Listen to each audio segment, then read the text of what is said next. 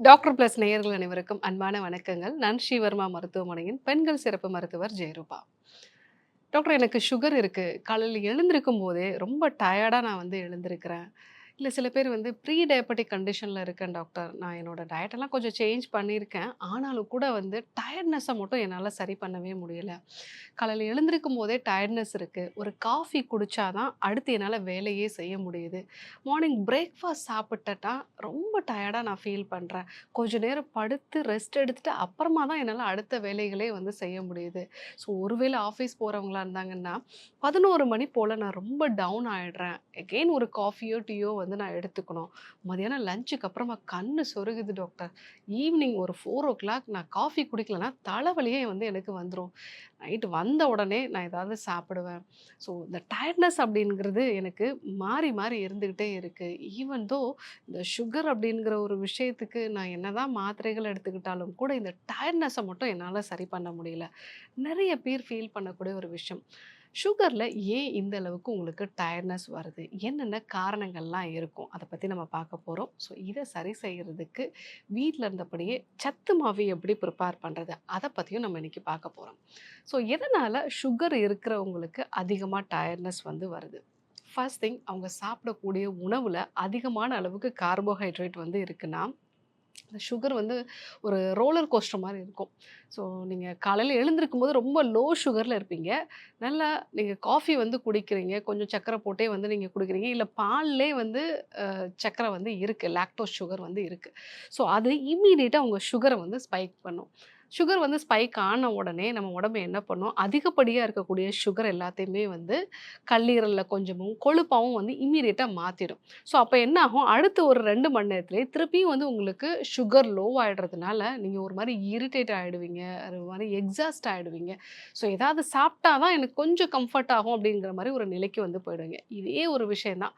Morning breakfast, அதுக்கப்புறமா ஒரு 11 மணிக்கு காஃபி, மத்தியானம் லஞ்ச்சு, 4 மணிக்கு வந்து ஒரு காஃபி, சமோசா, ஈவினிங் வந்து ஒரு லஞ்ச் அதாவது டின்னர் நம்ம வந்து எடுத்துக்கிறது. நைட்லயும் திருப்பி பசி எடுக்கிறது. இது எல்லாத்துக்கும் நம்ம சாப்பிடக்கூடிய ஹை கார்போஹைட்ரேட் ஃபுட் தான் முக்கியமான காரணமா இருக்கு. ஸோ அதனால உங்க ஃபுட்ட கொஞ்சம் ப்ராப்பரா வந்து மாத்துங்க. மார்னிங் எழுந்த உடனே டீ, காஃபி குடிக்கிறதுக்கு பதிலா, நீங்க ஒரு லவங்கப்பட்டை, ஏலக்காய் சேர்ந்த டீ மாதிரி எடுத்துக்கலாம். இல்ல ஒரு இஞ்சி சேர்ந்த டீ எடுத்துக்கலாம். இது எதுலயுமே பால் கலக்காம நீங்க எடுத்துக்கும் பொழுது, கொஞ்சம் உங்க பாடி வந்து நல்லா ஆக்டிவா இருக்கும். ஸோ மார்னிங் பிரேக்ஃபாஸ்ட்ட ஃபர்ஸ்ட்டு நல்ல ஃபைபர் கன்டென்ட் இருக்கக்கூடிய வேக வச்ச காய்கறிகள் வந்து எடுத்துக்கோங்க. அடுத்ததா புரோட்டீனும், நல்ல கொழுப்பும் இருக்கிற மாதிரி வந்து எடுத்துக்கோங்க. 3வதா கார்போஹைட்ரேட் வந்து எடுத்துக்கோங்க. இந்த ஆர்டர்ல எடுத்துக்கிங்க அப்படின்னா, நீங்க மார்னிங் பிரேக்ஃபாஸ்ட் சாப்பிட்டதுக்கு அப்புறமா லஞ்ச் சாப்பிட்டா போதும். இடையில உங்களுக்கு எதுவுமே வந்து தேவைப்படாது. ஸோ ஏன்னா, உங்களோட சுகர் கரெக்ட்டா அப்படியே வந்து மெயின்டெயின் ஆகும். நைட்டு நீங்க சாப்பிடக்கூடிய ஃபுட்டையுமே வந்து கொஞ்சம் புரோட்டீனும், குறைந்தபட்ச கார்போஹைட்ரேட் இருக்கிற மாரி வந்து சேர்த்துக்கோங்க. கண்டிப்பா காய்கறிகள் வந்து நீங்க சேர்த்துக்கோங்க. ஸோ இந்த மாரி ஒரு மெத்தட்ல நீங்க சாப்பிடுறீங்க அப்படின்னா, அடிக்கடி சுகர் ஏறுறது, இறங்குறது. ஸோ இந்த இறங்கும்போதெல்லாம் நீங்க ரொம்ப டயர்டா வந்து ஃபீல் பண்ணுவீங்க. அதிகமா கோபமும் வந்து உங்களுக்கு வரும். ஸோ இந்த ஒரு விஷயத்த நீங்க ஃபாலோ பண்ணீங்க அப்படின்னா, உங்க சுகர் வந்து ஒரு ப்ராப்பரான ஒரு லெவல்லயே வந்து உங்களுக்கு மெயின்டெயின் பண்ணிக்கலாம்.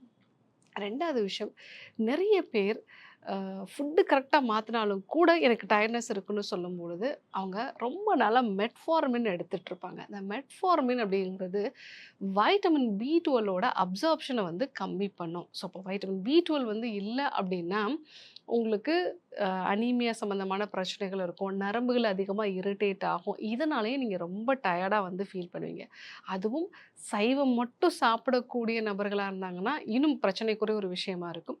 ஸோ தொடர்ந்து மெட்ஃபார்மின் எடுக்கும்போது, உங்க வைட்டமின் பி12 குறைவா இருந்துச்சு அப்படின்னாலும், உங்களுடைய உடல் சோர்வுக்கு அது ஒரு முக்கியமான காரணமா வந்து இருக்கும். 3வது விஷயம், அ தொடர்ந்து உட்கார்ந்துகிட்டே இருக்கிறது. ஸோ உட்கார்ந்துகிட்டே இருக்கும்போது, நம்ம பாடியில இன்சுலின் ரெசிஸ்டன்ஸ் இன்னும் அதிகமாகுது. ஸோ அதுவும் 4 மணி நேரம் கன்டினியூஸா உட்காந்து நான் வந்து ஒர்க் பண்றேன். அதுவும் ஸ்ட்ரெஸ்ஃபுல்லா ஒர்க் பண்றேன் அப்படின்னா, சுகர் நெறைய வந்து நமக்கு ரத்தத்தில வந்து வரும். அதே சமயத்தில எந்த உடல் உழைப்பும் இல்லாத போது, நம்ம பாடியில இன்சுலின் ரெசிஸ்டன்ஸ் அதிகமாகறதுனால ரொம்ப டயர்டா ஃபீல் பண்ணுவோம். ஸோ ஒவ்வொரு 1 மணி நேரத்துக்கு ஒரு முறையுமே ஒரு 5 நிமிஷம், 10 நிமிஷம் எழுந்து நடக்கிறது. இல்ல எழுந்து நடக்கிறதுக்கு எனக்கு வாய்ப்பு இல்ல அப்டின்னா, நீங்க சிட்டப்ஸ் கூட வந்து பண்ணலாம். இல்ல வந்து உங்க குதிங்கால்கள உயர்த்தக்கூடிய ஒரு பயிற்சியாவது பண்ணலாம். ஸோ அப்படி பண்ணும்போது சுகர் ப்ராப்பரா வந்து யூஸ் ஆயிடுறதுனால உங்களுக்கு டயர்ட்னஸ் வந்து வராது.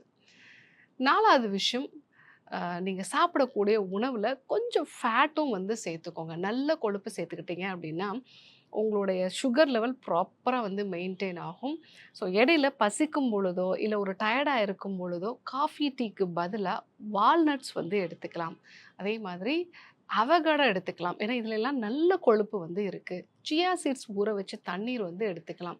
ஸோ இந்த மாதிரி நட்ஸ் வகைகளோ, இல்ல வந்து அவகாடோ பழம் மாதிரி வந்து எடுத்துக்கிறது அப்படிங்கும்போது, உங்க பாடிக்கு இந்த ஃபேட் அப்படிங்கிறது ஹெல்த்தியான ஒரு ஃபேட்டு. அது டைஜஸ்ட் ஆகுறதுக்கே ரொம்ப டைம் வந்து எடுத்துக்கும். அதே சமயத்தில உங்களுக்கு டயர்ட்னஸும் வந்து வராது.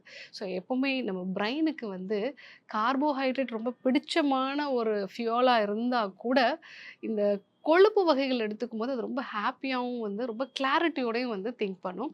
ஸோ நீங்க ஸ்நாக்ஸ்ல டீ, காஃபிக்கு பதிலா நட்ஸ் வகைகள், அவகோடா இதெல்லாம் எடுத்துக்கிட்டீங்க அப்படின்னா, டயர்ட்னஸ நீங்க வந்து குறைச்சுக்கலாம்.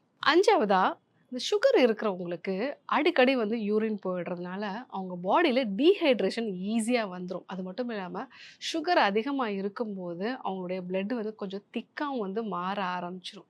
இதனால அவங்க ஹார்ட் வந்து ரொம்ப கஷ்டப்பட்டு, கொஞ்சம் பிரஷர் குடுத்து தான் உடம்பு ஃபுல்லாவே ரத்தத்த வந்து கொண்டு வரணும். ஸோ, அதனாலேயே வந்து அவங்க ரொம்ப டயர்டா வந்து ஃபீல் பண்ணுவாங்க. ஸோ, அப்போ நம்ம பிளட்டோட அந்த திக்னஸ வந்து கம்மி பண்றதுக்கு ப்ராப்பரான தண்ணீர் வந்து எடுத்துக்கோங்க. நீங்க தண்ணீர் அப்படிங்கிறதுல சீரகம் சேர்ந்த தண்ணி எடுத்துக்கிட்டீங்க அப்படின்னா, அதனுடைய பிஹெச் வந்து கரெக்ட்டா வந்து மெயின்டெயின் ஆகும். இல்ல வெட்டி வேர் சேர்ந்த தண்ணீர் வந்து எடுத்துக்கலாம். இல்ல நெல்லிக்காய் சேர்ந்த தண்ணீர் வந்து எடுத்துக்கலாம். ஸோ இந்த மாரி உங்க தண்ணீர கொஞ்சம் நீங்க மாத்தி எடுத்துக்கிட்டீங்க அப்படின்னா, உங்களுடைய பிளட்டோட அந்த விஸ்காசிட்டி அதனுடைய அந்த அதிகமா திக்கா இருக்கக்கூடிய தன்மை வந்து குறையும். அதே மாரி தண்ணீரும் வந்து நீங்க அடிக்கடி எடுத்துக்கிறதுனால, ஸோ உங்க பாடிக்கு அது குளிர்ச்சியும் வந்து குடுக்கும். ஸோ இதனால உங்களுக்கு அந்த டயர்ட்னஸும் வந்து குறைய ஆரம்பிக்கும். ஸோ அடுத்ததா நெறைய பேருக்கு இந்த சுகர் இருக்கும் பொழுது, கூடுதலாவும் சில பிரச்சனைகள் வந்து இருக்கும். தைராய்டு சம்மந்தமான பிரச்சனைகள் வந்து இருக்கலாம். ரத்த சோகை வந்து இருக்கலாம். இதயம் சார்ந்த பிரச்சனைகள் வந்து இருக்கலாம். இதனாலேயும் உங்களுக்கு அதிகமான அளவுக்கு டயர்ட்னஸ் வந்து இருக்கலாம். ஸோ அப்போ நீங்க அத கரெக்ட்டா செக் பண்ணி, அதற்கேற்ற மாதிரியான சிகிச்சை முறைகள ஃபாலோ பண்ணும்போது, உங்களுக்கு டயர்ட்னஸ் நல்லாவே வந்து குறையும். ஸோ இந்தந்த காரணங்களால தான் சர்க்கரை வியாதினால பாதிக்கப்பட்டவங்களுக்கு டயர்ட்னஸ் கொஞ்சம் அதிகமா இருக்கு. முக்கியமான இன்னொரு ஒரு விஷயம் என்ன அப்டின்னா, சர்க்கரை வியாதி இருக்கும் பொழுது, சுகர் சடனா வந்து இன்க்ரீஸ் ஆகி, சடனா வந்து நமக்கு குறைய ஆரம்பிக்கும். ஸோ எவ்ரி 2 ஹார்ஸ் ஒன்ஸ் வந்து அது குறைய ஆரம்பிக்கும் பொழுது, நம்ம ரொம்ப ஸ்ட்ரெஸ்ஃபுல்லா ஃபீல் பண்ண ஆரம்பிப்போம். சாதாரண ஒரு விஷயத்த கூட ரொம்ப சிக்கலான ஒரு விஷயமா மாத்தி நெறைய திங்க் பண்ண ஆரம்பிப்போம். ஸோ அதனாலயும் நமக்கு மென்டலி ரொம்ப டயர்டா வந்து ஃபீல் பண்ணுவோம். ஸோ அதனால தான் இந்த சுகர் இருக்கிறவங்கள பார்த்தீங்க அப்படின்னாலே, எப்பவுமே ஒரு கோபத்தோடையும், ஒரு வருத்தத்தோடையுமே வந்து இருப்பாங்க. அதற்கு காரணம் ஸோ சுகர்ல இருக்கக்கூடிய ஃப்ளக்சுவேஷன் தான். ஸோ நீங்க உங்கள சோம்பேறி அப்படிங்கிறத நெனச்சுக்கிறத விட, இந்த சின்ன சின்ன விஷயங்கள வந்து சேஞ்ச் பண்றது. உங்களோட ஃபுட்ட வந்து சேஞ்ச் பண்றது. ஸோ நீங்க கொஞ்சம் ஆக்டிவான ஒரு நபரா மாறுறது. ரொம்ப நேரம் உட்கார்ந்தபடியே வேலை செய்யாம, கொஞ்சம் கொஞ்சமா நீங்க வந்து நடக்கிறதுக்கு வந்து முயற்சி பண்றது. சாப்பிட்டதுக்கு அப்புறமாவும் ஒரு 10 நிமிஷம் நடக்கக்கூடிய பயிற்சிகள வந்து ஃபாலோ பண்றது. நெறைய காய்கறி, கீரைகள வந்து எடுத்துக்கிறது. ஸோ ஒருவேளை தைராய்டோ, இல்ல ரத்த சோகையோ இருக்கு அப்படின்னா, அதற்கான சிகிச்சை முறைகள கரெக்ட்டா எடுத்துக்கிறது. இதெல்லாம் ஃபாலோ பண்ணீங்க அப்படின்னா, உங்களுடைய டயர்ட்னஸ் வந்து நல்லாவே குறைய ஆரம்பிக்கும். ஸோ இந்த மாரி சர்க்கரை வியாதினால பாதிக்கப்பட்டவங்க, அ டயர்ட்னஸ வந்து போக்கணும் அப்படின்னா, அவங்க மற்றவங்கள் மாரி வந்து சத்து மாவுகள்லாம் எடுத்துக்க முடியாது. ஸோ ஏன்னா, அதில வந்து இனிப்பு சேர்ந்திருக்கும். வீட்ல இருந்தபடியே நீங்க வந்து ஒரு சத்து மாவு வந்து தயாரிக்கலாம். ஸோ இதற்கு கேழ்வரகு, குதிரைவாலி, திணை இந்த மாதிரி சிறுதானியங்கள் எல்லாத்தையுமே வந்து ஊற வச்சு, மொளக்கட்டி அப்படியே அத காய வச்சுக்கோங்க. ஸோ அது கூட சீரகம், கருஞ்சீரகம், வெந்தயம். இந்த வெந்தயத்தையும் வந்து நீங்க வந்து இந்த சிறுதானியங்கள் எல்லாமே வந்து ஒரு 100 கிராம் அளவுக்கு வந்து எடுத்திருக்கீங்க. ஒரு 5 சிறுதானியம் வந்து எடுத்திருக்கீங்க. அது ஒரு 100 கிராம் வந்து எடுத்திருக்கீங்க அப்படின்னா, வெந்தயம் வந்து ஒரு 50 கிராம் அளவுக்கு நீங்க எடுத்துக்கலாம். அந்த வெந்தயத்தையும் நல்லா ஊற வச்சு, ஒரு 3 நாள் அளவுக்கு மொளக்கட்டி விடுங்க. நல்லா அது வந்து வளர்ற அளவுக்கு வந்து மொளக்கட்டிடுங்க. ஸோ, அதுக்கப்புறமா அத வந்து துணியில விரிச்சு, நிழல்ல காய வச்சுருங்க. ஸோ, நல்லா காய வச்சுட்டு லைட்டா வந்து வறுத்துக்கோங்க. இந்த முளைக்கட்டிய தானியங்கள் தானியங்கள்லையுமே லைட்டா நீங்க வந்து வறுத்துக்கிட்டு, அது கூட வந்து சீரகம், சோம்பு வந்து சேர்த்துக்கோங்க. அ மிளகு, மஞ்சளும் வந்து இதில நம்ம சேர்த்துக்கலாம். ஸோ இது எல்லாத்தையும் சேர்த்து சத்து மாவா வந்து நீங்க அரைச்சுட்டு, ஈவ்னிங் டைம்ல இல்ல வந்து உங்களுக்கு ரொம்ப டயர்டா இருக்கு அப்படின்னா, மார்னிங் டைம்லயே வந்து நீங்க இந்த சத்து மாவு வந்து எடுத்துக்கலாம். ஸோ இத வந்து நீங்க தண்ணியோட சேர்த்து வந்து கரைச்சு, ஒரு களி மாரி செஞ்சுட்டு, அது கூட மோர் கலந்து நீங்க எடுத்துக்கிட்டீங்க அப்படின்னா, உங்க குடலுக்கும் ஆரோக்கியமான ஒரு உணவா இருக்கும். அதே சமயத்தில அதில நல்ல சத்துக்கள்லாம் வந்து இருக்கு. மெயினா அது காம்ப்ளெக்ஸ் கார்போஹைட்ரேட்டாவும் இருக்கு. நல்ல புரோட்டீனும் வந்து இருக்கு. மெயினா இதில முளைக்கட்ட வச்ச தானியங்கள்ல காம்ப்ளெக்ஸ் கார்போஹைட்ரேட்டா இருக்கு. கால்சியம் சத்து வந்து நெறைய இருக்கு. இரும்பு சத்து வந்து நெறைய இருக்கு.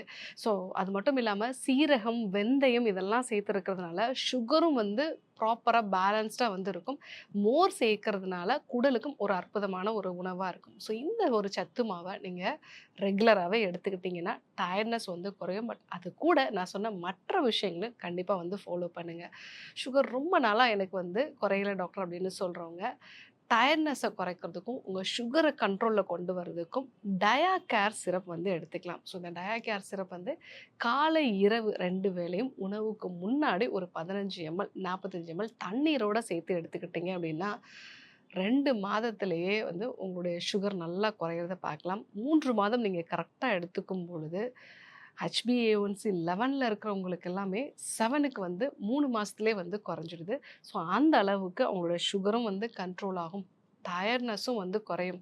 சுகரோட மத்த பக்க விளைவுகளான கிட்னி சார்ந்த பிரச்சனைகள், கண் பார்வையில உண்டாகக்கூடிய பாதிப்பு, கால் பாத எரிச்சல், தோல் சம்பந்தமான பிரச்சனைகளும் வந்து குறைய ஆரம்பிக்கும். ஸோ இன்னைக்கு சர்க்கரை வியாதினால பாதிக்கப்பட்டவங்களுக்கு ஏன் அதிகப்படியான உடல் சோர்வு இருக்கு? இதற்கான காரணங்களும், தீர்வு முறைகளையும் நம்ம பார்த்தோம். கண்டிப்பா ஃபாலோ பண்ணி பாருங்க. இத பத்தி உங்களுக்கு ஏதாவது டவுட்ஸ் இருந்தது அப்படின்னா, கமெண்ட்ல சொல்லுங்க. அடுத்து வரக்கூடிய வீடியோக்கள்ல பார்க்கலாம்.